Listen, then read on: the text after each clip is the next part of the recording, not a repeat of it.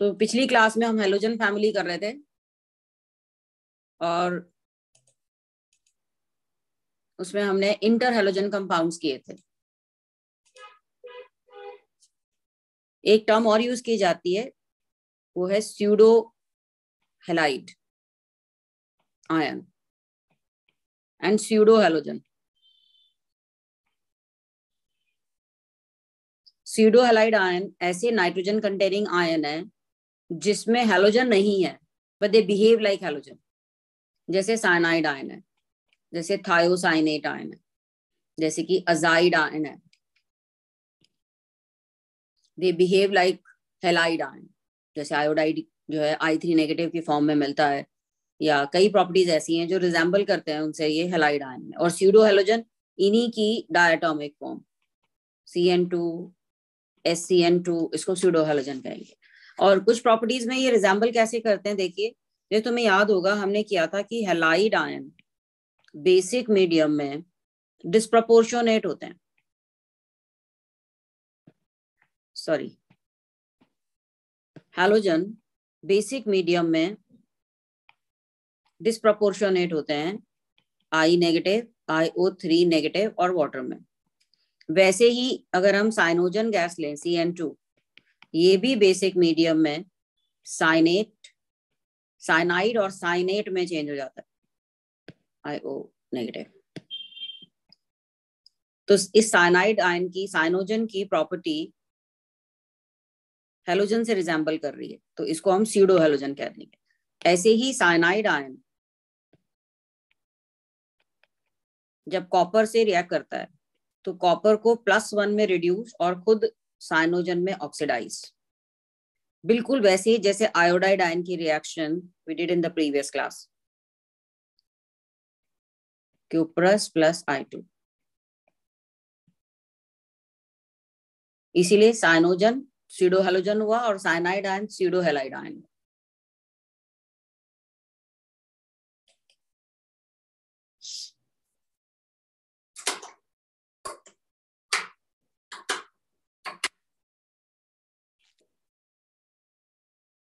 हाँ जी, ये स्लाइड समझ में आ गई सबको?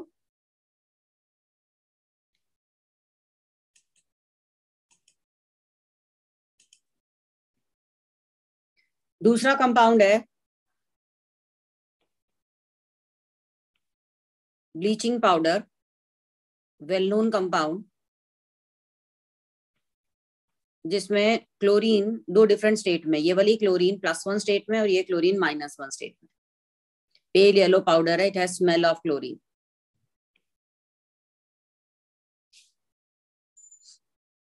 इसको हम मिक्स्ड सॉल्ट कह सकते हैं। It is mixed salt of HCl and HOCl with calcium hydroxide. हालांकि बनाते इससे नहीं है इसको, लेकिन ये सॉल्ट इसका माना जाता है। बनाने का मेथड तुम्हें पता है, जब भी हैलोजन को बेस से रिएक्ट करते हैं तो ये चेंज हो जाता है, एक हैलोजन नेगेटिव में और एक हैलोजन पॉजिटिव में। अभी किया था ना हमने, अभी आयोडीन का भी, एक पॉजिटिव और एक नेगेटिव वाले उसमें चेंज हो जाता है, तो इट गिव ब्लीचिंग पाउडर।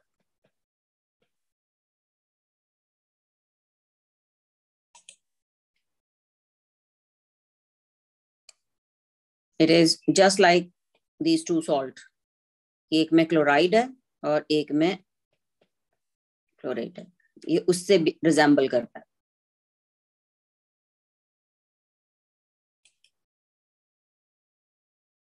तो जब हम ड्राई क्लोरीन पास करते हैं कैल्शियम हाइड्रोक्साइड में से, तो यही मिल जाता है ब्लीचिंग पाउडर।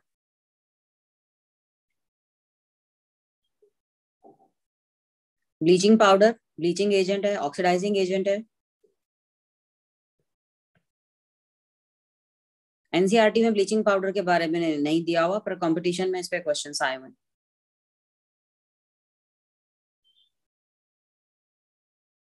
ब्लीचिंग पाउडर में अगर हम लिमिटेड एसिड डालते हैं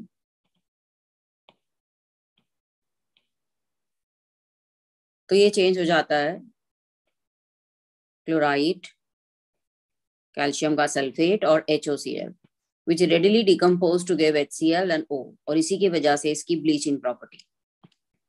So bleaching action is due to oxidation. लेकिन अगर हम एक्सेस ऑफ एसिड डालें, जैसे मान लो हम एसिटिक एसिड डाल दें या सल्फ्यूरिक एसिड डाल दें, हाँ इसमें जस्ट अ मिनट,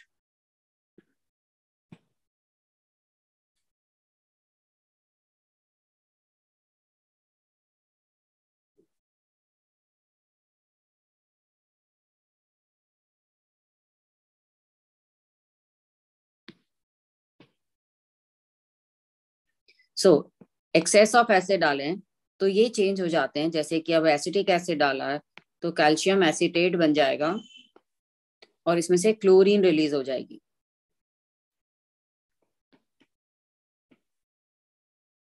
कोई भी एसिड डाल सकते हैं एक्सेस ऑफ एसिड, जैसे कि मान लो इवन हम CO2 भी पास करें जो कि एसिडिक होती है, उसके साथ भी कैल्शियम कार्बोनेट प्लस ये क्लोरीन निकली, इस क्लोरीन को अवेलेबल क्लोरीन भी कहा जाता है। Even excess of sulphuric acid भी डालें तब भी ऐसा ही होता है।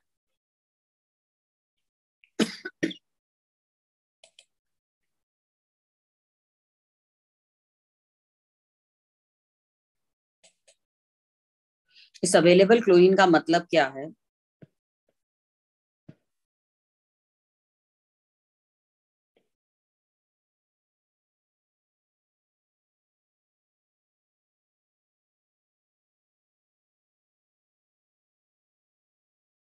ये रिएक्शन जरा ध्यान से देख लें, जेई में भी इस पे क्वेश्चन आए हुए हैं।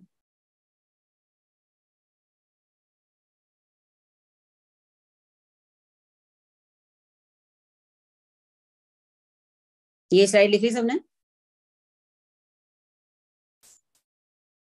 इसका मतलब क्या देखिए, it is the amount of chlorine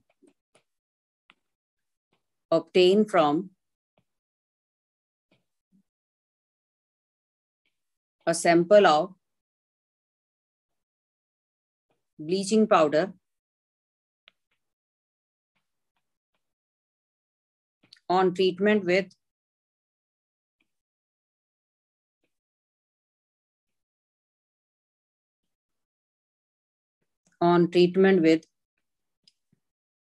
excess of dilute acid। जैसे कि हमने इसको जरा समझ लें एक बार, ब्लीचिंग पाउडर लिया, W ग्राम ब्लीचिंग पाउडर सपोज हमने लिया और उसमें एक्सेस ऑफ एसिड डाल दिया। एक्सेस ऑफ एसिड के साथ इसमें जितनी भी क्लोरीन थी वो रिलीज हो गई। इस क्लोरीन को हमने पास किया एक्सेस ऑफ KI से, क्लोरीन विल डिस्प्लेस आयोडीन, इसमें से आयोडीन डिस्प्लेस हो गई। फिर जो डिस्प्लेस आयोडीन है इसको डिकलराइज करने के लिए इसमें सोडियम थायोसल्फेट डाला, उससे इसका टाइट्रेशन किया। तो इसके साथ जो आयोडीन थी वो आयोडाइड आयन में चेंज हो गई और थायोसल्फेट टेट्राथायोनेट में ऑक्सीडाइज। बहुत बार कर चुके हैं हम ये रिएक्शन। अब मान लो इसको डिकलराइज करने के लिए जो सोडियम थायोसल्फेट हमने डाला उसकी नॉर्मेलिटी थी N और उसका वॉल्यूम था V लीटर, और तुम्हें पता है कि number of gram equivalent of hypo, इसको हाइपो कहते हैं thiosulphate, number of gram equivalent of hypo will be equal to number of gram equivalent of iodine, that will be the number of gram equivalent of chlorine। तो अगर हमारे पास hypo के gram equivalent NV है V volume litres में है, तो इसके gram equivalent N into V हुए, that will be the gram equivalent of chlorine, this will be the gram equivalent of chlorine।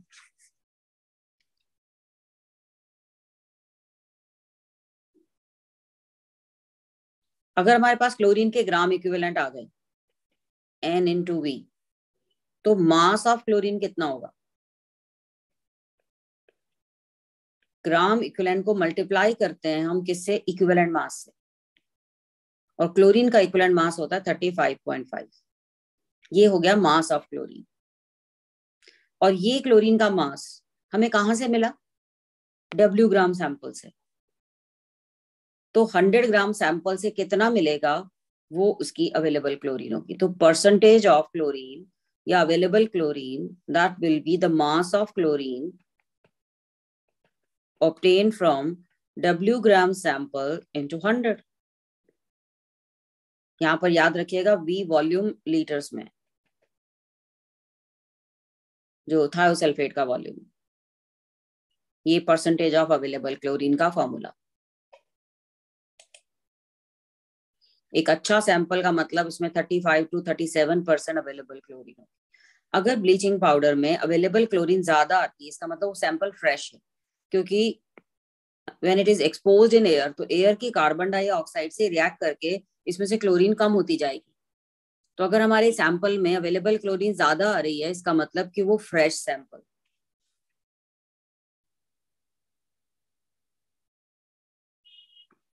मुझे बताएं ये कॉन्सेप्ट किसको समझ में नहीं आया, पूछ सकते हैं आप।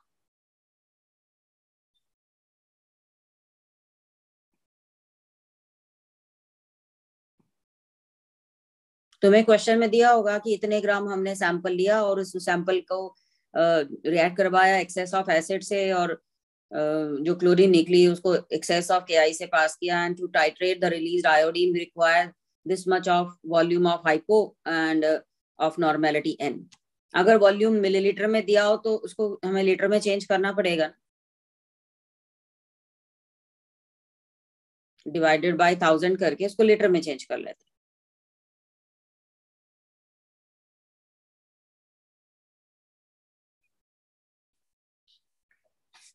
तो ब्लीचिंग पाउडर में क्वेश्चन अगर आते हैं तो इसी पे आते हैं, या तो इस पे आते हैं या फिर इसमें जो दो क्लोरीन है उनकी ऑक्सीडेशन स्टेट में क्या चेंज हुआ, दैट्स इट।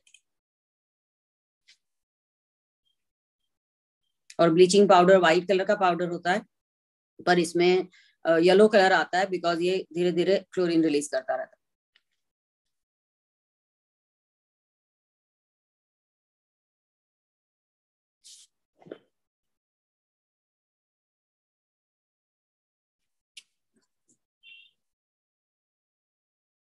नेक्स्ट आते हैं हम properties and preparation of halogen.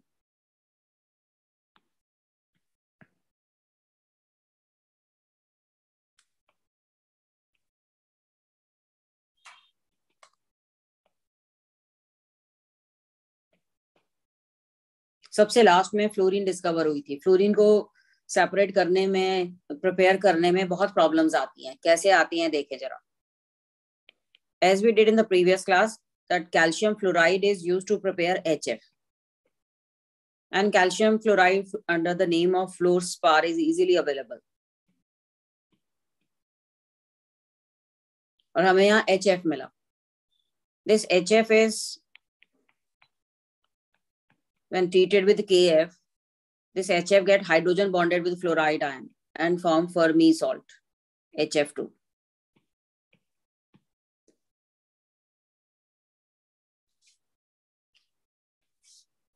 So if we do electrolysis of HF, actually HF is covalent and bond energy is very high. So small amount of KHF2 can be added,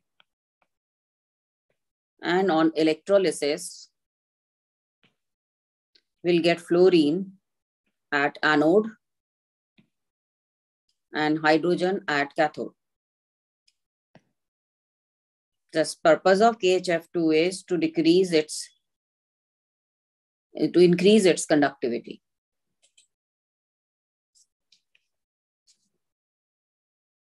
And there are many limitations of this method.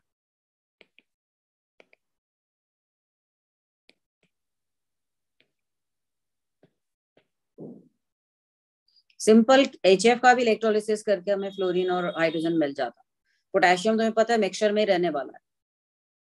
Potassium कभी भी electron नहीं लेता, उसके comparison में H+ ion ही लेंगे। सो limitation क्या है? पहला, HF is highly corrosive, it causes very painful skin wounds, because ये क्या करता है, जो टिश्यूज हैं उनको डिहाइड्रेट कर देता है, पार्टली डिहाइड्रेट कर देता है अपनी एसिडिक नेचर की वजह से। और इसके अलावा स्लो हीलिंग इसलिए भी होती है क्योंकि ये कैल्शियम आयन टिश्यू में से रिमूव कर देता है। It has more affinity for calcium, तो कैल्शियम के साथ CaF2 बना के ये वापस उनको टिश्यूज में से फ्लोराइड आयन कैल्शियम आयन से कंबाइन हो जाता है।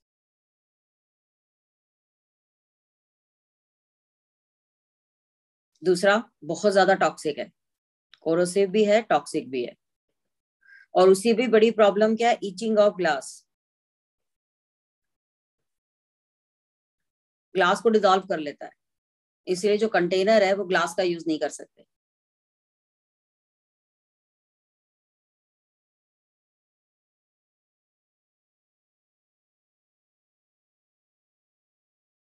तीसरी प्रॉब्लम क्या आती है, कहीं से भी मॉइस्चर आए तो जो फ्लोरीन रिलीज हुई है ये मॉइस्चर से रिएक्ट कर जाती है, हमने किया था पिछली क्लास में कि इसको ऑक्सीजन में चेंज कर देती है। इसके अलावा जो हाइड्रोजन लिबरेट हुई है कैथोड पे उसका बिल्कुल सेपरेट रखना पड़ता है फ्लोरीन से, because fluorine has high affinity for hydrogen, तुम्हें पता है डार्क में भी रिएक्ट कर जाती है हाइड्रोजन के साथ। और बहुत सारे ऐसे मेटल्स हैं जिनके साथ रिएक्शन हो जाती है, फ्लोरीन की भी और HF की भी। तो इसके लिए जो सेल प्रिपेयर करना है वो सबसे ज्यादा डिफिकल्ट है। कैथोड जो है स्टील के बनाए जाते हैं, एनोड कार्बन के बनाए जाते हैं, और टेफलॉन की कोटिंग करके इलेक्ट्रिकल इंसुलेशन किया जाता है। इवन ग्रीस वगैरह से भी रिएक्ट कर जाती है फ्लोरीन, इसलिए नॉर्मल ग्रीस यूज नहीं करती, या तो सिलिकॉन ग्रीस यूज करते हैं या टेफलॉन को यूज करते हैं इलेक्ट्रिकल इंसुलेशन के लिए। इवन ग्रेफाइट के भी एनोड यूज नहीं कर सकते क्योंकि ग्रेफाइट से भी इसकी रिएक्शन हो जाती है। तो सबसे बड़ी लिमिटेशन ये है कि HF को यूज करना बहुत डिफिकल्ट है, ऊपर से जो फ्लोरीन रिलीज हुई दैट इज हाईली रिएक्टिव, किसी भी मेटल से रिएक्ट कर जाती है। तो स्पेशल अलॉयज के मेटल यूज किए जाते हैं, मेटल कंटेनर जिनकी रिएक्टिविटी कम हो। तो सबसे ज्यादा डिफिकल्ट है फ्लोरीन को प्रिपेयर करना। सबसे पहले जो डिस्कवर हुई थी हैलोजन वो थी क्लोरीन, और सबसे ज्यादा यूज भी होती है क्लोरीन।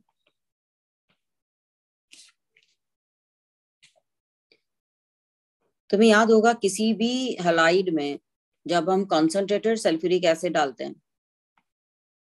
तो HCl के फ्यूम्स आते हैं, फिर इस HCl में MnO2 डालते हैं, then HCl will be oxidized to chlorine, greenish yellow gas मिलती है, पहले तो कलरलेस और फिर ग्रीनिश येलो।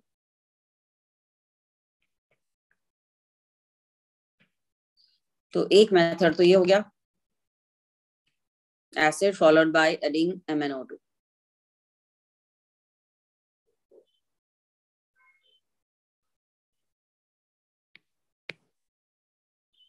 प्योर क्लोरीन बनानी हो, प्लैटिनम टेट्राक्लोराइड सॉलिड लेते हैं ड्राई, और इसको हीट करते हैं अराउंड 580 डिग्री पर, ये ब्रेक होकर प्लैटिनम और क्लोरीन दे देगा। सेम गोल्ड का क्लोराइड है, स्टेबल नहीं है हीटिंग पर, ये तो कम टेम्परेचर पर भी डिकम्पोज होकर गोल्ड और क्लोरीन दे देगा।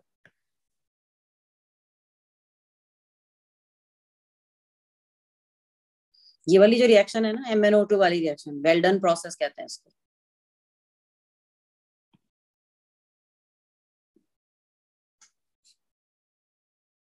कि अगर हम HCl का ऑक्सीडेशन करवाएं, अभी तो MnO2 डाला था ना, इसकी जगह तुम PbO2 डाल दो, तुम KMnO4 डाल दो, you can add Pb3O4, or even if it is ozone or if it is bleaching powder, all these are strong oxidizing agents, they will oxidize HCl to chlorine.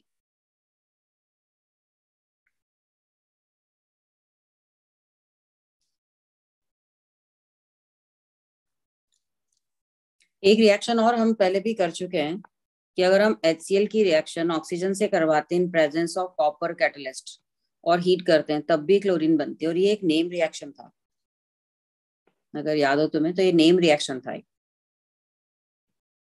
जिसको हमने कहा था डीकन्स प्रोसेस।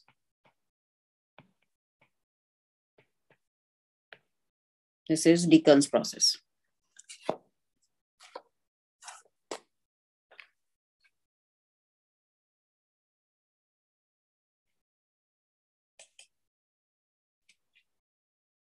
और chlorine को हम dry कर सकते हैं with concentrated sulphuric acid, it can be dried by concentrated sulphuric acid.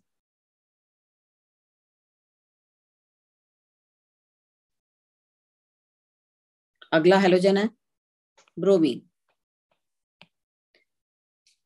Bromine को एक्सट्रैक्ट करते हैं हम सी वाटर से।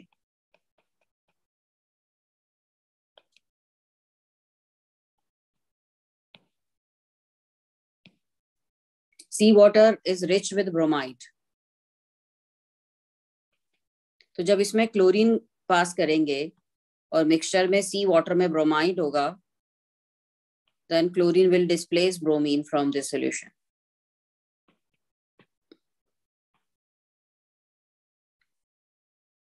अब ये जो ब्रोमीन निकली, इसको प्योरीफाई करने के लिए क्या करते हैं, it is absorbed in sodium carbonate. जैसे ही इसमें सोडियम कार्बोनेट से ट्रीट किया सोल्यूशन को, याद करो हेलोजन बेसिक मीडियम में डिस्प्रोपोर्शनेट होते हैं हेलाइट और हेलेट में, और बाकी जो CO2 है ये निकल जाती है।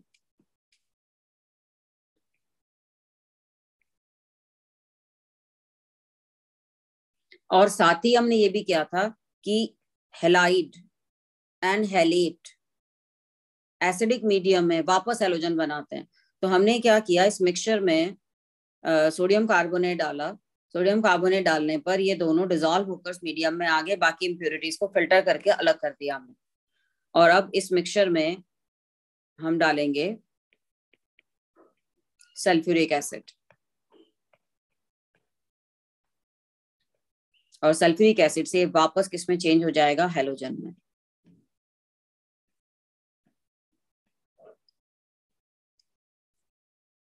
Halide Hallett in acidic medium give halogen. तो सी वाटर से एक्सट्रैक्ट करने का एक मेथड था।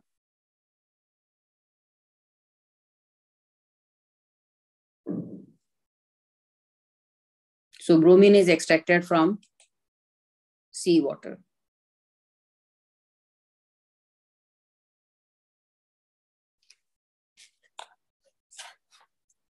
Last is iodine.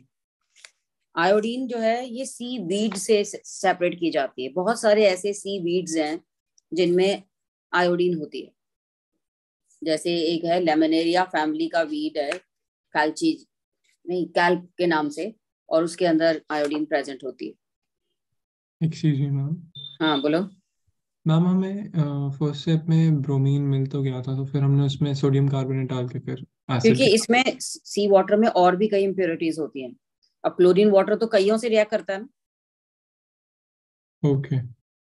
तो इसीलिए अगर हमें ब्रोमीन को उस मिक्सचर में से सेपरेट करना है तो उसमें सोडियम कार्बोनेट डाल देते हैं, उसे सारा ब्रोमीन कार्बोनेट में डिसॉल्व होकर इस फॉर्म में आ जाता है। Okay ma'am. और यहाँ से फिर हम उसको सेपरेट कर लेते हैं। ठीक है, लिखिए सबने।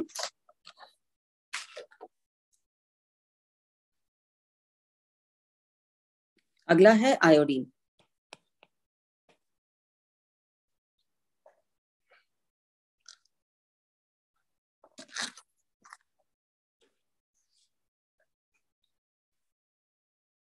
आयोडीन को के दो सोर्स हैं, एक सी वीड्स और दूसरा है कैल्ची। ये है इम्प्योर चिली सॉल्टपीटर।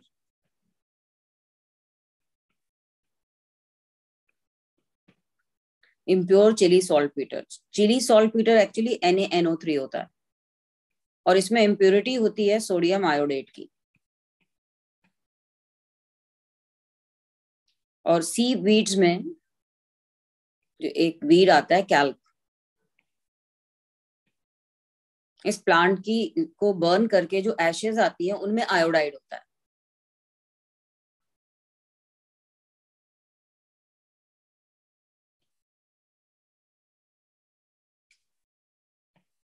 और यहाँ से आयोडीन को सेपरेट किया जाता है। तो ये दो सोर्स हैं, सी वीड से आयोडीन और सी वाटर से ब्रोमीन सेपरेट किया जाता है।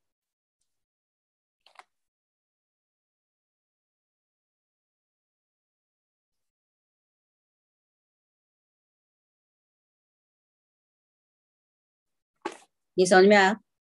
इसके सी वीड्स को बर्न करके जो एशेज मिलती हैं उनमें आयोडाइड होता है। और as you did earlier that all halide when react with MnO2 in presence of sulfuric acid, पहले HI बनेगा जो MnO2 से रिएक्ट करके सीधा आयोडीन दे देगा। मैंगनीज रिड्यूस हो जाएगा +4 से +2 में, बाकी इस आयोडाइड के साथ जो भी मेटल होगा उसका सल्फेट बन जाएगा NaHSO4। अगर सोडियम है तो, कोई और मेटल है तो उसके अकॉर्डिंग इसका सल्फेट आना जाएगा। तो एक तो मेथड ये हो गया कि प्लांट एशेज में जो आयोडाइड है उसमें MnO2 और सल्फ्यूरिक एसिड डालें, आयोडीन बन जाए। दूसरा कि जो कैल्ची है इससे कैसे बनाया जाता है, तुमने देखा कैल्ची में NaIO3 है, तो NaIO3 में पहले हम डालते हैं सोडियम बाइसल्फाइड। सोडियम बाइसल्फाइड यहाँ रिड्यूसिंग एजेंट है और NaIO3 ऑक्सीडाइजर। हम यहाँ NaHSO3 कैलकुलेटेड अमाउंट डालते हैं, मतलब बहुत ज्यादा नहीं डालते, क्योंकि हमारा पर्पस है NaIO3 को Na तक लेकर जाना और इसको ऑक्सीडाइज करना सल्फेट में।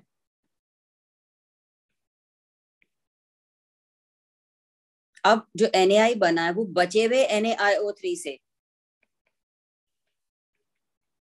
रिएक्ट करेगा इन प्रेजेंस ऑफ एसिड। तभी मैंने बोला कैलकुलेटेड अमाउंट डालना। अगर हमने ये एक्सेस में डाला होता तो सारा ही आयोडेट Na में चेंज हो जाता, फिर आगे की रिएक्शन तो हो ही नहीं पाती। Halate and halide give halogen.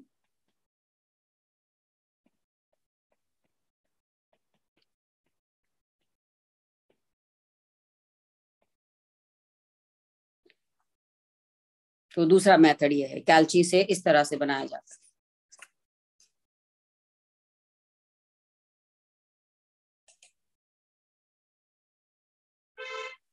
और यहां से जो आयोडीन निकली ना, इसको अर्दन जार्स होते हैं जिनको यूडेल्स कहते हैं, रॉड शेप होते हैं। तो इन वेपर्स को उसमें पास कर देते हैं, सबलाइम हो जाती है ना आयोडीन, तो यहाँ से आयोडीन को सबलाइम करके उनकी वेपर्स को इन जार्स में पास करते हैं और फिर वहां कंडेंस कर लेते हैं। It is collected in earthen jars known as udels या अडल्स भी कहते हैं।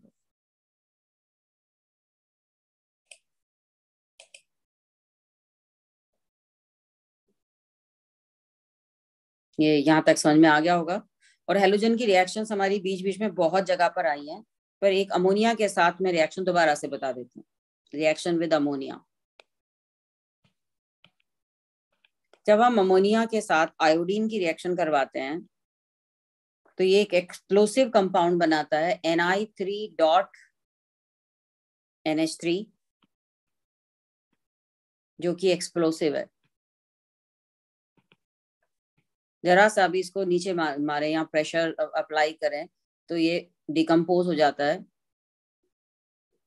अमोनियम आयोडाइड और आयोडीन में, और एक्सप्लोसिव है रिएक्शन।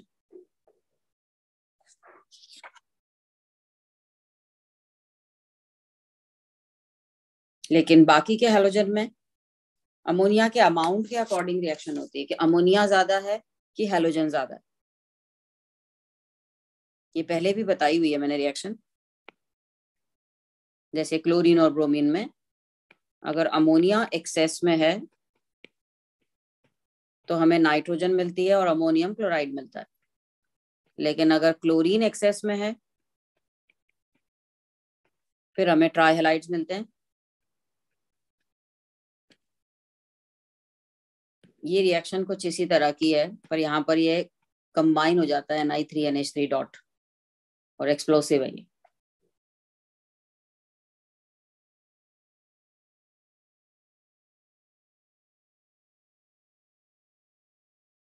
बाकी के हैलोजन इसी तरह से बिहेव करते हैं, ब्रोमीन की, फ्लोरीन की, इसी तरह से रिएक्शंस हैं।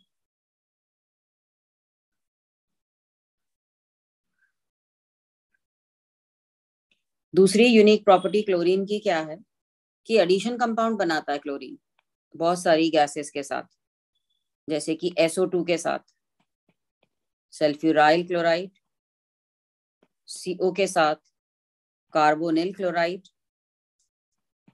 जिसको फॉस्जीन भी कहते हैं।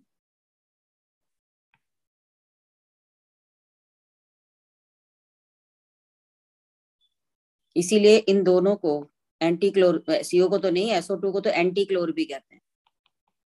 एंटी क्लोर मतलब क्लोरीन रिमूव करने के लिए।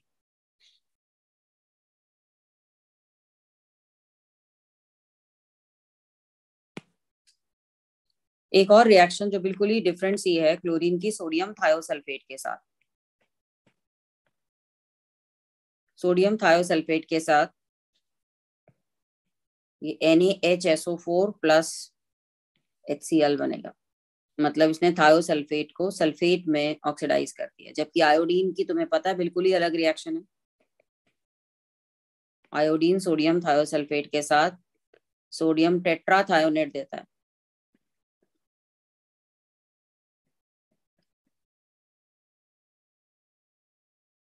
क्योंकि आयोडीन क्लोरीन के कंपैरिजन में पुअर ऑक्सीडाइजर है। एक्सक्यूज मी मैम, हाँ बोलो। हम NH3 के साथ आयोडीन और NH3 के साथ फ्लोरीन और ब्रोमीन का क्लोरीन जैसा होता क्लोरीन है की या तरह, आयोडीन जैसा? क्लोरीन की तरह है। आयोडीन का बिल्कुल अलग है।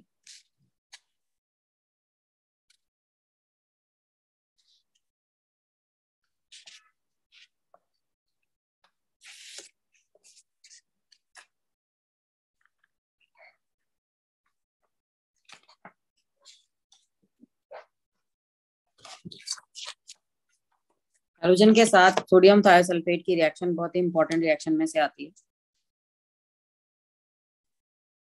यहाँ पर क्लोरीन वाटर है, क्लोरीन के साथ वाटर भी है, इसलिए सोडियम थायोसल्फेट को एंटी क्लोर यूज करते हैं। ये क्लोरीन को निकाल देता है किसी मिक्सचर में से। ब्रोमीन के साथ भी ऐसी ही रिएक्शन है, क्लोरीन हो या ब्रोमीन हो एक जैसी रिएक्शन है, या फ्लोरीन हो, क्योंकि ये सब अच्छे ऑक्सीडाइजर हैं।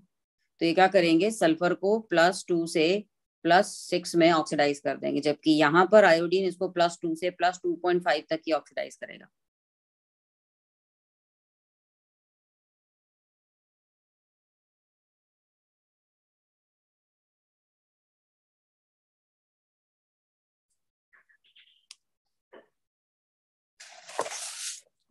ये हमारी हैलोजन फैमिली खत्म हुई। हैलोजन में सबसे ज्यादा यूजफुल क्लोरीन है, insecticide, bleaching powder, purification of water. पिछली क्लास में मैंने एक और बताया था ना क्लोरीन का, यू क्लोरीन। क्या था यू क्लोरीन, बताएं जरा, याद है किसी को? ClO2 और क्लोरीन का मिक्सचर।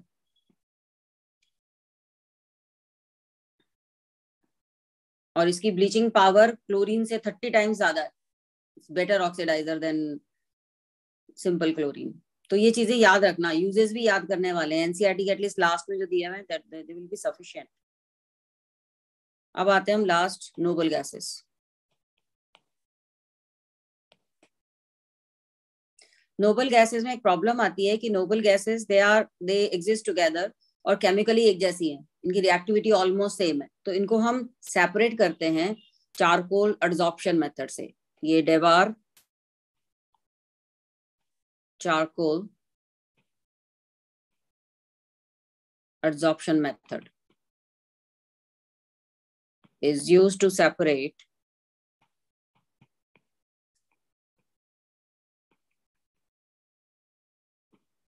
noble gases। अब ये कैसे सेपरेट करते हैं जरा मेथड देखें। सबसे पहले क्या करते हैं हम, मिक्सचर ऑफ नोबल गैसेस को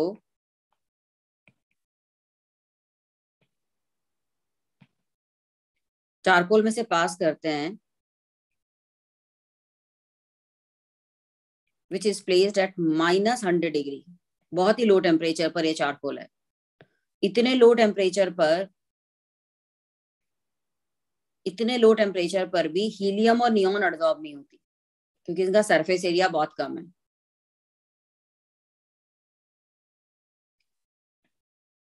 ये पहले फ्लास्क में रह जाएंगी, लेकिन जो चारकोल में चली जाएंगी वो कौन सी गैसेस होंगी, आर्गन, क्रिप्टॉन एंड जिनॉन।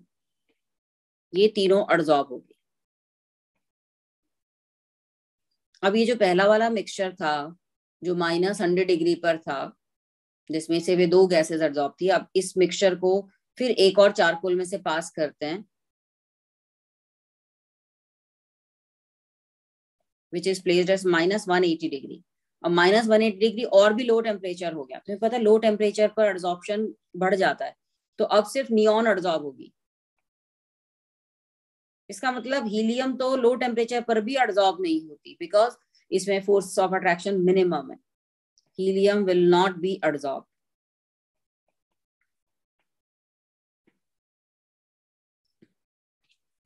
तो अब हमारे पास हीलियम और नियॉन सेपरेट हो गई। अब पहला वाला जो चारकोल था जिसमें तीनों गैसेस थी, अब इनका मिक्स टेम्परेचर धीरे धीरे से इंक्रीज करता है। सबसे पहले इसमें जो लिक्विड एयर टेम्परेचर पर रखेंगे इसको,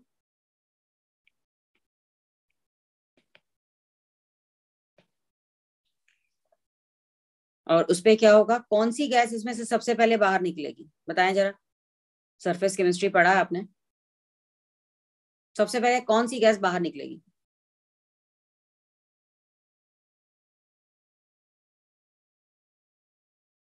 बताओ जरा, इन तीनों में से कौन सी गैस सबसे आर्गन। ज्यादा एब्जॉर्ब हुई? हाँ हाँ, तो argon. Argon will evolve. Yes, very good, argon will be evolve. But जो गैसेस अभी भी चारकोल में, वो क्या है, krypton and xenon, still they are absorbed. अब इसका टेम्परेचर और कम करेंगे, सॉरी बढ़ाएंगे, टेम्परेचर रेज करेंगे ना टेम्परेचर। जैसे -90 डिग्री पर अगर इसको रखा हमने, तब क्या हुआ था, क्रिप्टॉन इवॉल्व होगी। लास्ट तक जो एब्जॉर्ब होगी वो ज़ीनॉन होगी ना। तो टेम्परेचर मेंटेन करते हुए एक एक करके सारी गैसेस को हम सेपरेट कर सकते हैं। तो इसका एड्सॉर्प्शन डीसॉर्प्शन मेथड से इनको सेपरेट करते हैं। लास्ट में जो गैस बची उसका टेम्परेचर और बढ़ा दो तो वो निकल जाएगी।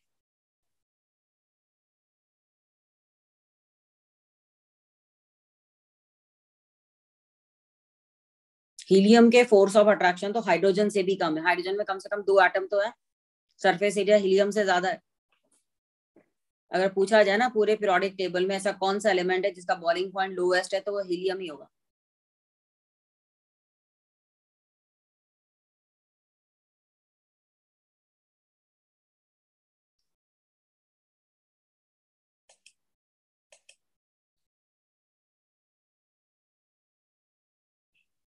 अब इनकी फिजिकल प्रॉपर्टीज पर आते हैं।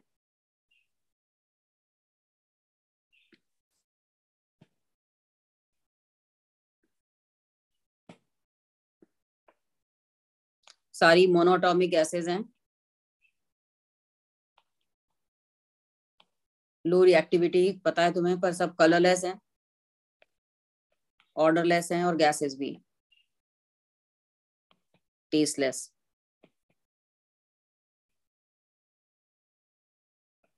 स्पेरिंगली सॉल्युबल है वाटर में।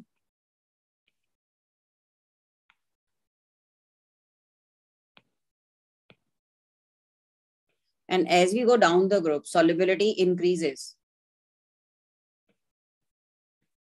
और उसका रीजन है साइज बड़ा है, पोलराइजेशन हो जाएगा वाटर के साथ, और इसमें dipole induced dipole forces create हो जाएंगे। तो सॉल्युबिलिटी का ट्रेंड, ज़ीनॉन सबसे ज्यादा soluble, then krypton, argon, neon, और लीस्ट सॉल्युबल हीलियम हो गया। ऐसे ही मेल्टिंग पॉइंट और बॉइलिंग पॉइंट का ऑर्डर भी सेम है। सरफेस एरिया बढ़ेगा, मेल्टिंग पॉइंट बॉइलिंग पॉइंट बढ़ेगी। मेल्टिंग पॉइंट का ऑर्डर, सॉल्युबिलिटी का ऑर्डर, रेट ऑफ एडसॉर्प्शन का ऑर्डर, ईज ऑफ लिक्विफिकेशन का ऑर्डर, क्रिटिकल टेम्परेचर का ऑर्डर सेम है। और एक ही रीजन है, साइज बड़ा, van der Waals force stronger, dispersion force stronger. इनमें होते ही सिर्फ डिस्पर्जन फोर्सेस हैं between molecule.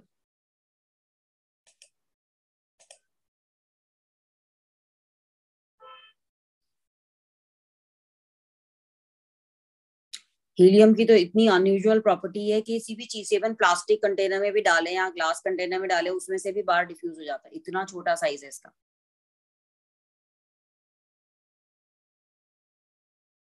helium is diffused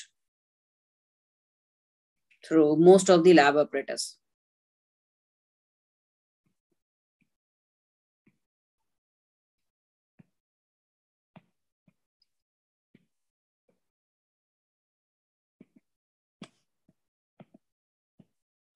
glass, plastic, rubber, इनमें से भी निकल जाता है.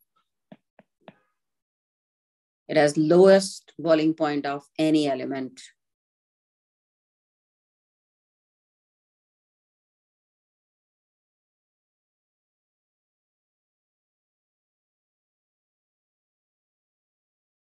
हीलियम का कोई ट्रिपल पॉइंट नहीं होता, मतलब ऐसा कोई टेम्परेचर नहीं जिसपे तीनों फॉर्म एक साथ एग्जिस्ट करें. अगर इसको बहुत लो टेम्परेचर अराउंड 2 केल्विन पर रखें तो लिक्विड जो है वो नीचे की तरफ पोर नहीं करता, ऊपर की तरफ जाता है, इतना लाइटर है. It will creep up the wall of the container in which it is placed. तो ये यूनिक लिक्विड है ये. मैम फिर हीलियम को स्टोर कैसे करते हैं? स्पेशल टाइप के मल्टी लेयर्ड जो है मेटल के कंटेनर्स होते हैं, उनमें रखा जाता है इसको. क्योंकि मेटल की डेंसिटी ज्यादा होती है ना, तो स्पेस कम होगा तो मॉलिक्यूल बीच में से नहीं निकल पाएंगे, और मल्टी लेयर्ड बनाता है. लिक्विड करना भी बहुत डिफिकल्ट है. अब आते हैं इनकी केमिकल रिएक्शंस पर. तुम्हें पता है नोबल गैसेस को हम क्या कहते हैं? Inert gases.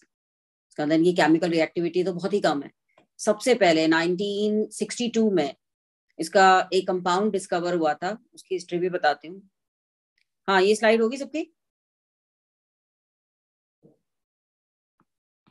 एक साइंटिस्ट थे नील्स बार्टलेट, और ये काम कर रहे थे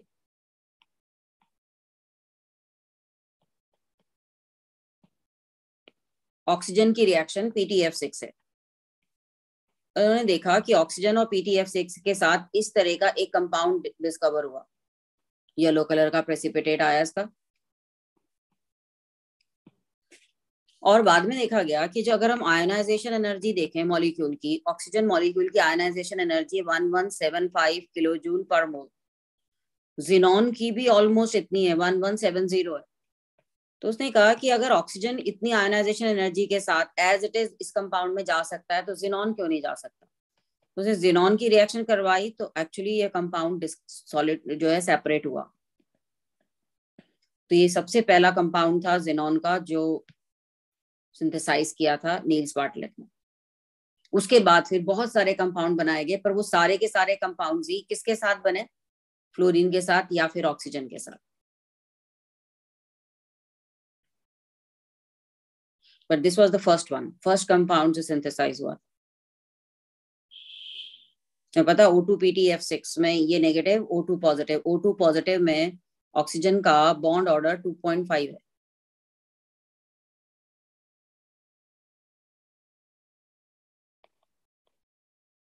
ऑक्सीजन से ज्यादा है और ये बन जाता है.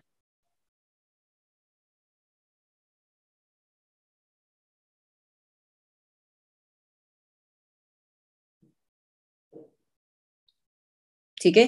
अब इसके अलावा जो कंपाउंड्स और हैं वो क्या क्या हैं? एक तो होते हैं हाइड्रेट्स, कि वाटर के साथ जो मिक्सचर है कांटेक्ट में जब नोबल गैसेस आती हैं थोड़ा सा अट्रैक्ट होती है, तो हाई प्रेशर और लो टेम्परेचर पर ये हाइड्रेट्स बनाते हैं. High pressure and low temperature पर हाइड्रेट जिसमें वाटर मॉलिक्यूल ट्रैप हो जाते हैं सॉलिड स्टेट में. हीलियम तो हाइड्रेट बनाएगा ही नहीं, इवन नियॉन भी नहीं बनाता.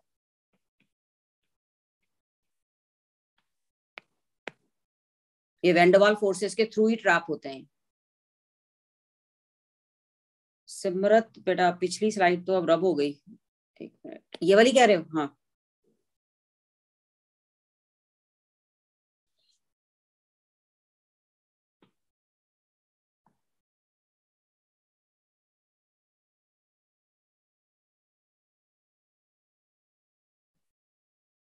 डन. ओके. दूसरे कंपाउंड है क्लैथरेट. ये खाली नोबल गैसेस ही नहीं, कोई भी गैस एक क्लैथरेट बना सकता है, पर नियॉन नहीं बनाता. Neon and helium do not form clathrate. Clathrates में क्या होता है, कुछ होस्ट मॉलिक्यूल होते हैं। ये होस्ट मॉलिक्यूल क्या करते हैं, अपने कैविटीज में इन गैसेस को by van der Waals forces trap कर लेते हैं। तो एज ए गैस, जो भी गैस है, जैसे मान लो जेनॉन है या कोई और गैस है, वो उसमें ट्रैप हो जाती है। Gases are trapped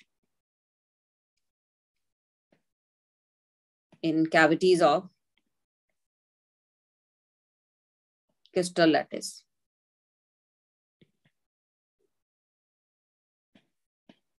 host molecule जो कोई ऑर्गेनिक या इनऑर्गेनिक मॉलिक्यूल्स हैं, तो जेनॉन हो जाती है, आर्गन है, क्रिप्टॉन है। इवन कई बार इसके मीथेन के क्लैथरेट्स बनाएंगे, बहुत छोटे से क्यूबिकल वॉल्यूम मतलब साइज में इतना ज्यादा वॉल्यूम ट्रैप हो जाता है, तो कैरी करना आसान हो जाता है। क्लैथरेट होते हैं केज एनक्लोजर, इसका मतलब होता है। ये एक तरह के नॉन स्टोइकियोमेट्रिक कंपाउंड्स हैं, या कोई फिक्स फॉर्मूला नहीं होता, बस वैन डर वाल्स फोर्सेस के थ्रू ही ये गैसेस ट्रैप हो जाती है। पर केमिकल बॉन्डेड जो कंपाउंड्स बनते हैं वो हैं फ्लोराइड्स, और सिर्फ जिनॉन के हैं। Only xenon form this compound.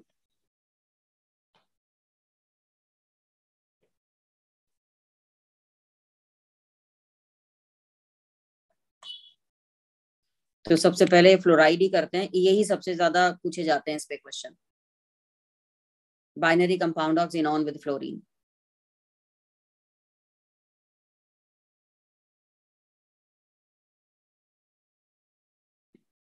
अगर हम xenon का एक्सेस लें और उसमें फ्लोरीन डालें, टेम्परेचर 400 डिग्री और pressure 1 bar, these are the conditions given in NCERT। हाँ बोलो मैम। फिर क्लैथरेट से सेपरेट कैसे करते हैं? क्लैथरेट को थोड़ा सा भी अगर उसका हीटिंग करेंगे ना, उसमें से गैस बाहर निकलना शुरू हो जाएगी, क्योंकि वैन डर वाल्स फोर्स के थ्रू ट्रैप्ड है ना। तो इन क्लैथरेट को लो टेम्परेचर पर रखा जाता है, तब तक वो गैस उसके अंदर रहती है प्रिजर्व। जब जरूरत होती है उसका थोड़ा टेम्परेचर इंक्रीज करते हैं, गैस बाहर निकलना शुरू हो जाती है। तो फ्लोरीन, एक्सेस ऑफ xenon और फ्लोरीन की रिएक्शन करवाएं तो XeF2 बनता है। अगर हम xenon और फ्लोरीन 1:5 रेशियो में ले, मतलब फ्लोरीन थोड़ी ज्यादा ले लें और टेम्परेचर भी थोड़ा सा ज्यादा कर दें, प्रेशर भी थोड़ा सा ज्यादा कर दें, तो xenon का दूसरा कंपाउंड XeF4 बना। और अगर ये रेशो 1:20 हो गया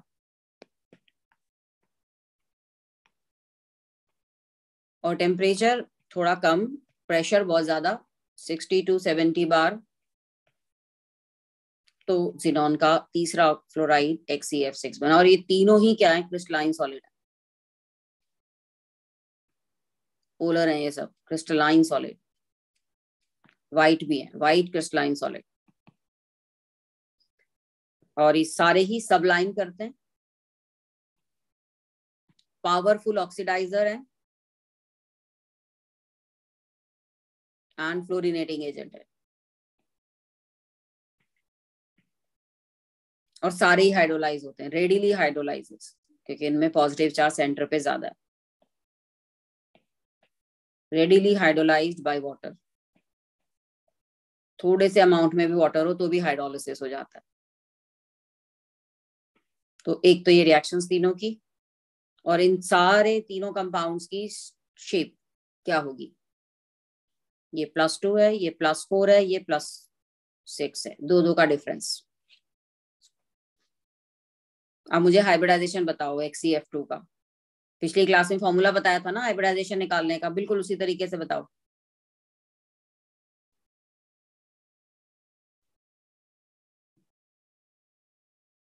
हाँ जी, XeF2 का क्या है, स्टेरिक नंबर निकालो। xenon valence electron 8, monovalent atoms 2, 5 steric number आया। 2 बॉन्ड बनाने वाला है, तो 5 में से 2 तो बॉन्ड बन गए, rest will be the lone pair. तो शेप लीनियर हो गई ना। तुम्हें पता है ट्राइंगल के कॉर्नर पर हम लोन पेयर लगाते हैं, सेंटर में ट्रायंगुलर शेप में 3 lone pair and 2 bond pair. इसका 0 डायपोल मोमेंट होगा ना, क्योंकि लीनियर शेप है। अब जरा सेकेंड वाले का हाइब्रिडाइजेशन बताओ क्या होगा।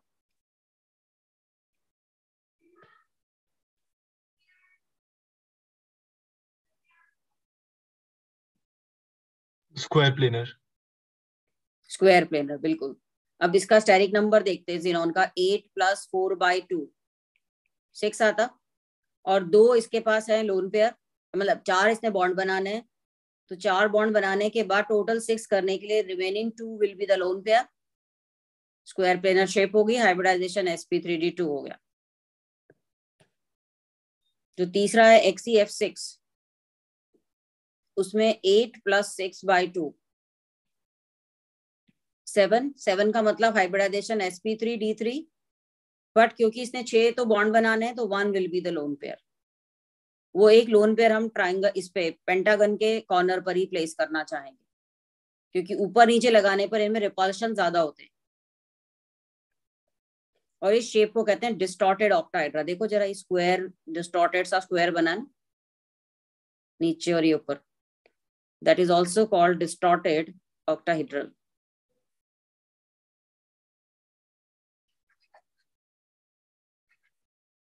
तो ये हैं जिनॉन के फ्लोराइड्स और उनके हाइब्रिडाइजेशन।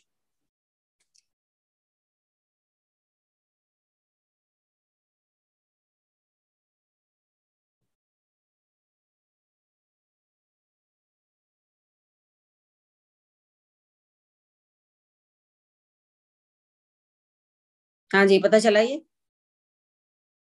अब जरा देखिए हाइड्रोलिसिस पर क्या होगा। XeF2 अगर वाटर से रिएक्ट करे तो ये जिनॉन में रिड्यूस कर लेगा अपने आप को, और वाटर की ऑक्सीजन को ऑक्सीडाइज कर देगा O2 में, और खुद ये फ्लोराइड आयन में एज इट इज चला गया फ्लोरीन।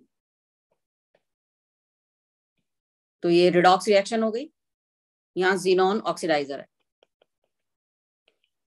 जिसने खुद को रिड्यूस किया है जिनॉन में। एक बार देख लें, ये XeF4 होता तो ये वाटर में डिस्प्रोपोर्शनेट होता जिनॉन प्लस XeO3 में। XeO3 में इसकी स्टेट है +6, जिनॉन में 0, और यहाँ पर +4। बट साथ ही ये वाटर को तो ऑक्सीडाइज करेगा ही, क्योंकि गुड ऑक्सीडाइजर है, और खुद को इसने HF में चेंज करना ही है।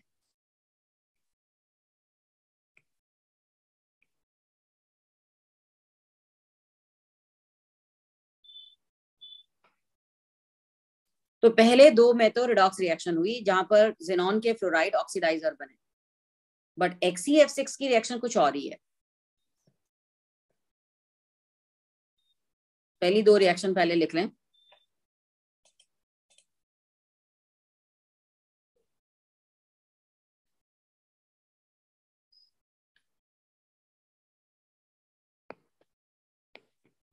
XeF6 जब वाटर से रिएक्ट करेगा, 2 फ्लोरीन निकलेंगे और 1 ऑक्सीजन आएगा।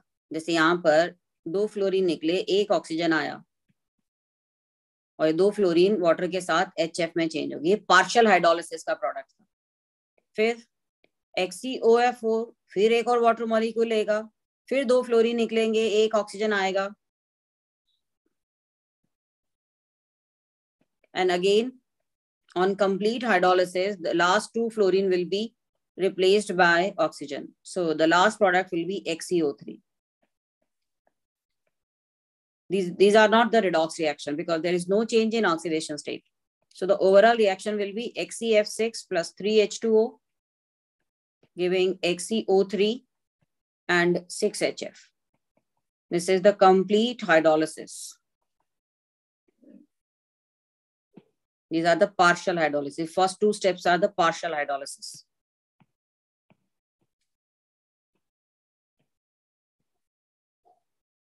This is most important reaction.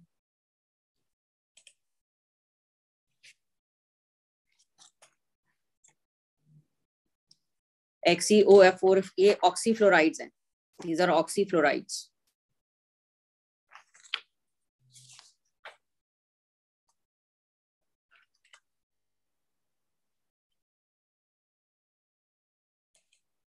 और ये जो 2 ऑक्सीफ्लोराइड्स बनाए, इनकी हाइब्रिडाइजेशन कैसे चेक की जाएगी, देखिए जरा।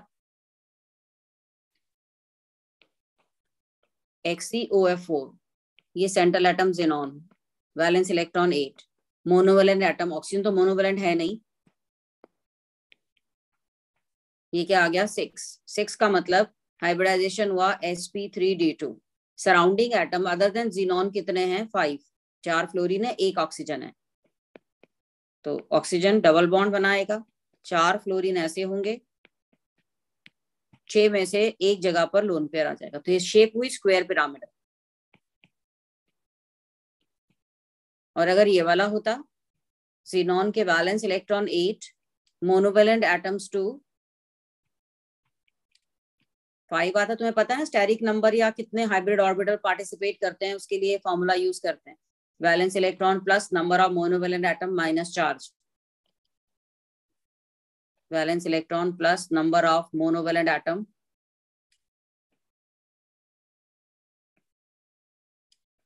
Minus charge by 2। तो उसी के हिसाब से ये 5 आया, मतलब हाइब्रिडाइजेशन sp3d। sp3d में 5 जो ऑर्बिटल्स हैं उनमें से 4 ही बॉन्ड बनाएंगे, और तुम्हें याद होगा हम एक्सियल पोजीशन पर मोर इलेक्ट्रोनेगेटिव एटम प्लेस करते हैं और इक्वेटोरियल पोजीशन पर लेस इलेक्ट्रोनेगेटिव, तो इसका मतलब ऑक्सीजन आएगा इक्वेटोरियल पर, एक्सियल पर फ्लोरीन आएंगे और यहाँ लोन पेयर आ जाएगा, and shape is seesaw shape.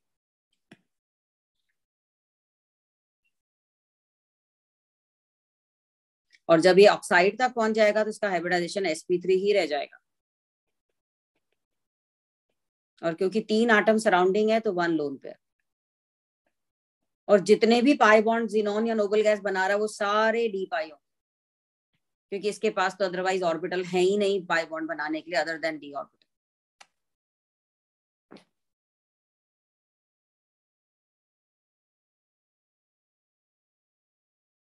और XeO3 भी कलरलेस एक्सप्लोसिव सॉलिड है पिरामिडल शेप के साथ,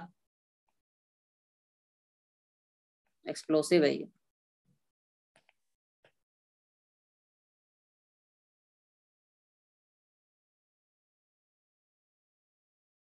ये कलरलेस लिक्विड है।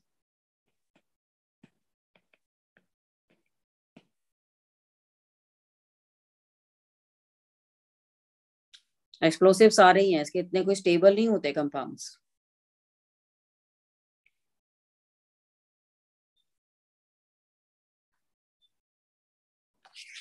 अब आते हैं हम इनकी दूसरी प्रॉपर्टी कि ज़ीनॉन के फ्लोराइड जैसे लोअर फ्लोराइड है, अगर ये किसी कोवेलेंट फ्लोराइड से रिएक्ट करें, जैसे PF5 है ये कोवेलेंट है, तो इसको अपना फ्लोराइड आयन दे देंगे, इन पे चार्ज आ जाएगा पॉजिटिव और इधर चार्ज आ जाएगा नेगेटिव, तो ये फ्लोरिनेटिंग एजेंट का काम कर रहे हैं। अब जैसे XeF4 होता सपोज, और उसकी रिएक्शन PF5 से करवाते, फिर से एक फ्लोराइड आयन इधर चला जाता, ये क्या बनता है XeF3 पॉजिटिव और PF6 नेगेटिव। तो कोवेलेंट हैलाइड्स के साथ इसकी रिएक्शन इसी तरह से होने वाली है, लेकिन एक बात सुन ले जरा, अगर ये आयनिक हैलाइड के साथ रिएक्ट करते तो बिहेवियर कुछ और होता, जैसे कि आयनिक हैलाइड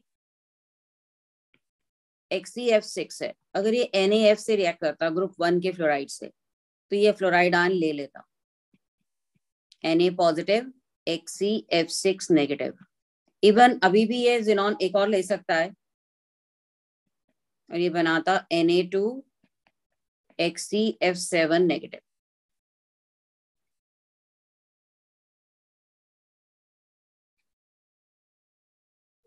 तो ग्रुप 1 के जो फ्लोराइड है ना उनके साथ ये रिएक्शन है, फ्लोराइड फ्लोरीन ले रहा है, बाकी सबको ये फ्लोरीन दे देगा, it's a good fluorinating agent. तो वो XeF5 से नहीं स्टार्ट होगा, फिर XeF5 से नहीं स्टार्ट होगा, XeF5 तो होता ही नहीं है ना। हम फिर एक फ्लोरीन कहाँ चलेगा? XeF6 में एक फ्लोरीन इसने ले लिया, सॉरी गलत बना दिया, XeF7 है ये और ये 8 है, क्योंकि 8 ही होती है मैक्सिमम इसकी ऑक्सीडेशन स्टेट, मतलब कोऑर्डिनेशन नंबर 8 ही होगी।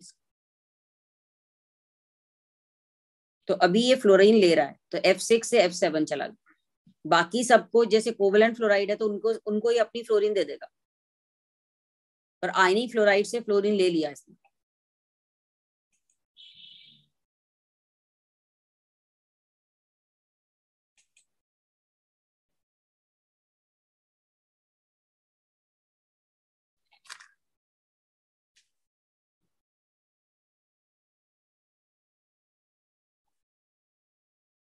ये डिफरेंट है ना रिएक्शन। आगे चलें। अब मान लो किसी भी एलिमेंट के साथ इसकी रिएक्शन करवाई जाए तो ऑक्सीडाइज भी करेगा और फ्लोरिनेट भी करेगा। बना दिया इसने HF और खुद रिड्यूस हो गया जेनॉन में। बेंजीन के अंदर XeF से F2 डालें, बेंजीन को एक फ्लोरीन दे दिया और एक H उसका निकल गया। अच्छा, पिछली स्लाइड, जस्ट अ मिनट।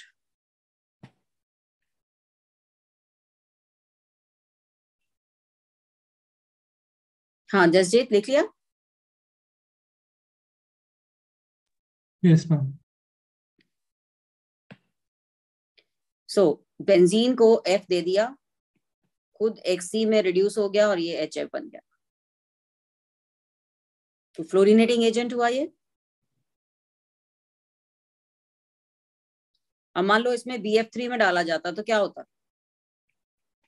मान लो हम XeF6 BF3 में डालते, क्या करता? BF3 क्या है? कोवलेंट फ्लोराइड है ना, तो ये अपना एक फ्लोराइड आयन इसको दे देगा, खुद चेंज हो जाएगा इस आयन में और इसको चेंज कर देगा BF4 एनायन में।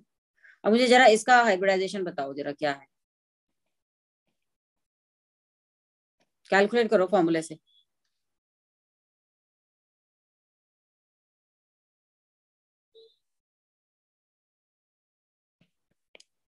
Valence electron of xenon plus monovalent atom, charge +1 है, sp3d2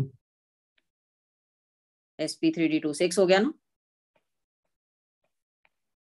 और 5 बॉन्ड बना रहा है तो एक जगह पर लोन पेयर आ जाएगा, स्क्वायर पिरामिडल शेप होगी। तो निकाल सकते हैं ना।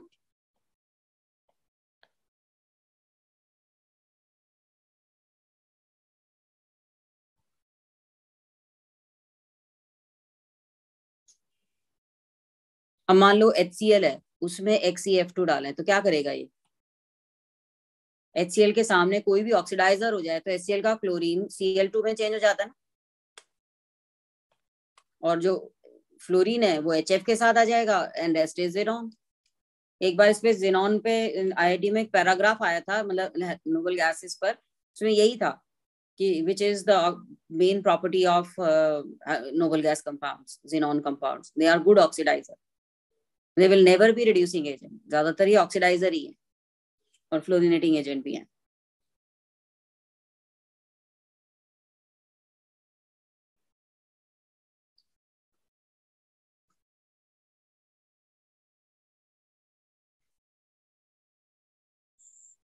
अब आते हैं एक बहुत इंपॉर्टेंट प्रॉपर्टी, तुम्हें याद होगा हमने कहा था HF कैन डिसॉल्व ग्लास, और दूसरा कंपाउंड जो है वो XeF6 है। HF and XeF6 can dissolve glass. ये दोनों ही सिलिका से रिएक्ट करते हैं।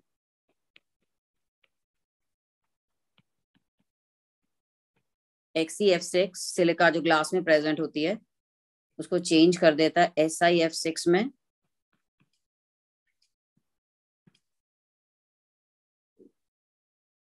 और ज्यादा सिलिका डाल दी जाए आगे और फिर फर्दर ये रिएक्ट करे तो ये चेंज हो जाता है XeO3 में। एक एक करके यहाँ पर ऑक्सीजन आती जाएगी।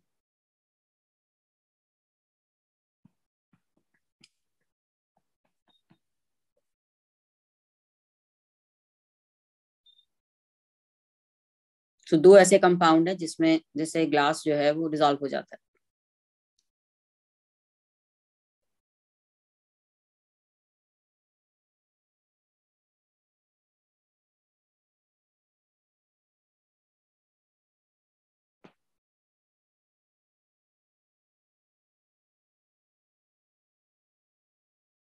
अब यहाँ एक और रिएक्शन जिसपे क्वेश्चन आया हुआ है एक बार, और ये है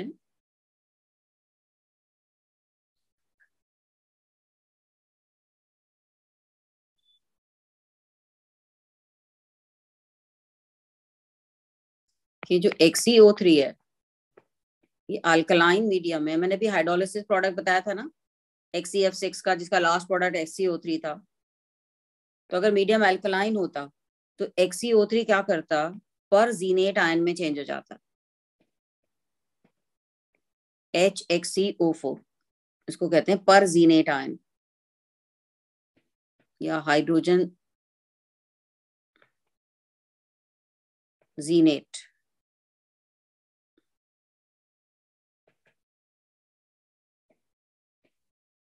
और फिर अगर एक्सेस ऑफ OH डाला जाता तो ये इस तरह के कंपाउंड में चेंज हो जाता जिसमें परऑक्सी बॉन्ड्स हैं। और ये कंपाउंड ऐसा है जो फ्लोरीन को भी, फ्लोराइड को भी ऑक्सीडाइज कर सकता है। तो हमें याद होगा हमने किया था H4XeO6, अगर इसको HF से रिएक्ट करवाया जाए तो HF को भी फ्लोरीन में ऑक्सीडाइज कर देता है और खुद को रिड्यूस कर देता है XeO3 में। इसमें तुम ऑक्सीडेशन स्टेट अगर जिनॉन की निकालो तो हाईएस्ट है, +8 है।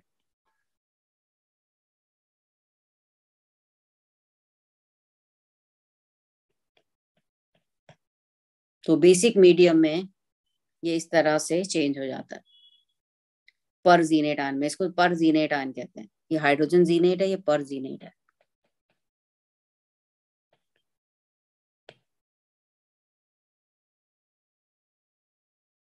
Best oxidiser. ये रिएक्शन XeO3 के साथ भी हो सकती है, XeF6 के साथ भी, क्योंकि XeF6 वाटर के साथ पहले यही बनाएगा, अल्कलाइन मीडियम में आगे चेंज हो जाएगा। तो ये हमारी नोबल गैसेस हुई। बाकी यूजेस देखना हो, हीलियम है, क्रायोस्कोपिक स्टडीज में यूज करते हैं लो टेम्परेचर मेंटेन करने में, क्योंकि इसका लोएस्ट क्रिटिकल टेम्परेचर है। तो जो लिक्विड हीलियम होगा उससे बहुत ही लो टेम्परेचर मेंटेन किया जा सकता है। बाकी सी डाइवर्स जो है ऑक्सीजन को डाइल्यूट करते हैं ये हीलियम मिक्स करके, और एयर बलून्स में यूज होती है क्योंकि नॉन इन्फ्लेमेबल भी है और लाइटर गैस तो है ही। और नियॉन को यूज करते हैं ये साइन बोर्ड वगैरह में। क्रिप्टॉन को यूज करते हैं डिस्चार्ज ट्यूब में, या इनकैंडिसेंट लैम्प जो है मेटल फिलामेंट्स है उनमें यूज किया जाता है। जिनॉन को यूज करते हैं हाई स्पीड फोटोग्राफी में। और XeO3 जो एक्सप्लोसिव है और ऑक्सीडाइजर भी है, वो भी एज ए ऑक्सीडाइजर यूज किया जाता है। और रेडॉन को यूज करते हैं कैंसर ट्रीटमेंट के लिए। और इसी के साथ ये P ब्लॉक का +2 वाला पार्ट खत्म हुआ। ठीक है, +1 के कम में मैं बोरोन के सिर्फ कंपाउंड्स करवाऊंगी। 3 कंपाउंड्स करेंगे हम। एक है borax, boric acid, borax boric acid, और तीसरा है boron halide. Excuse me ma'am. हाँ मैम रेडॉन तो वो चारकोल वाले मेथड में इंक्लूडेड नहीं थी ना? क्या रेडॉन? जो चारकोल वाला मेथड था। हाँ उसमें नहीं थी, क्योंकि ये रेडियो एक्टिव है ना, तो फिर तो डिकम्पोज ही हो जाती है। तो ओके। ये मिनरल्स के अंदर मिलती है, जो कई रेडियो एक्टिव मिनरल्स है ना उनमें ट्रैप्ड होती है, क्योंकि रेडियो एक्टिव रिएक्शन से ही बनेगी, ये खुद भी रेडियो एक्टिव है। तो